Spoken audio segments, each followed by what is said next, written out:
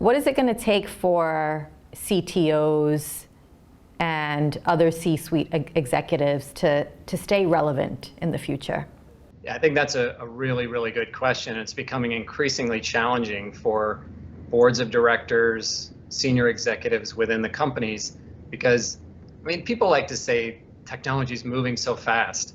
It's actually not moving as fast as everybody thinks. We just see this introduction of things that may or may not be important, and everybody thinks they need to pay attention to every single one of them.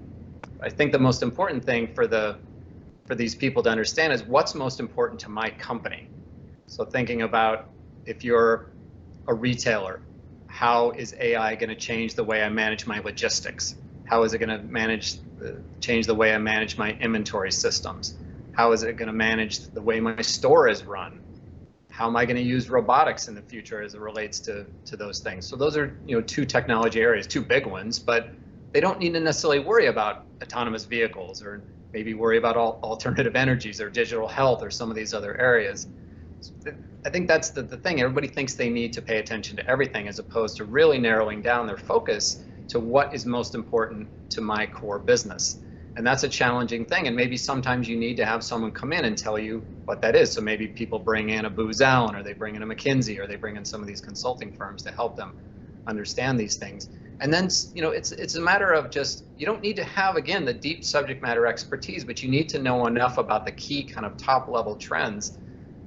It's as simple as setting some Google alerts for yourself to read a few of these stories. Like in my feed in Google News is populated by stories about emerging technologies and about what's happening in the lab, what's happening in implementations, what's happening in these. So I make sure to read those and just kind of understand the basics. Now I'm interested in it, so I absorb it, and I love to read those things. But it's as simple as taking some time, setting aside time to keep yourself updated on that. Otherwise, have someone come in and give you routine briefs on some of these technology areas that you have, but you have to set aside the time. So if technology is so important to the future operations of almost every single company in terms of what's happening, but you don't have to boil the ocean every time you do this. You could read a couple of stories a week around an area that's important to your company, or 2 or 3, or pick up the MIT Technology Review and read that on a plane. Read the Wired magazine stories. There's lots of great stories in there about how tech is being implemented. Look at magazines like Inc., which is a great resource to see. They do a lot of technology stuff to talk about that. But it's a matter of setting aside the time and making it a priority.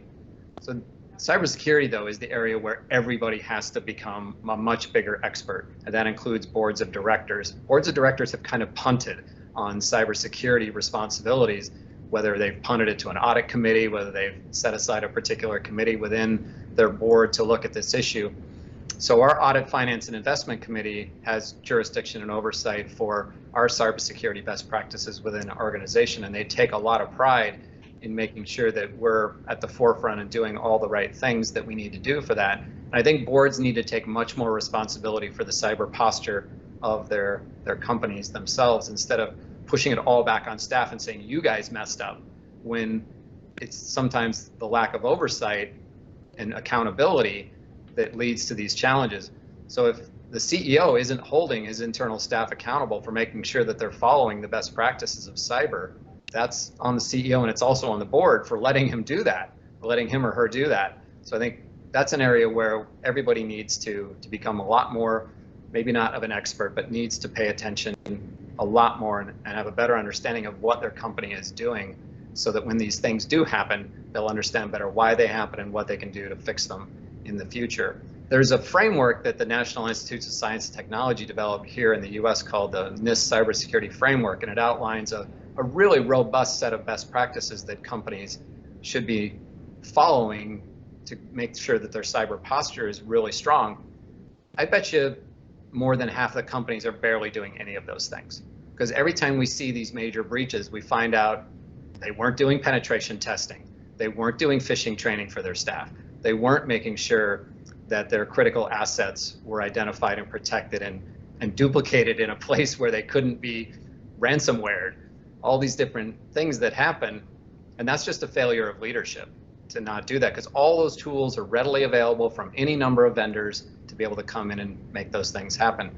this idea that the SolarWinds hack, I mean, the Treasury got hacked, the IRS got hacked here in the US, in addition to, I think, 425 countries or companies of the Fortune 500 were using SolarWinds, and they were penetrated as part of this breach. And it took a long time to find that. But if we'd been following the best governance principles, we might have found it a lot sooner. So I think as it relates to the technologies, again, identify the critical technologies that could impact your business. And it doesn't even have to be over the next 10 years. What might impact you over the next 5 years? And if you don't know what those are, your staff doesn't, bring somebody in to help you figure out what those are, and then make sure that you're putting yourselves on a continuum to make sure that you're knowledgeable about what's happening in those spaces. And then look how other people are implementing those. I mean, that's one of the most important things you can do by reading more about them, and make it a commitment. That's all you have to do.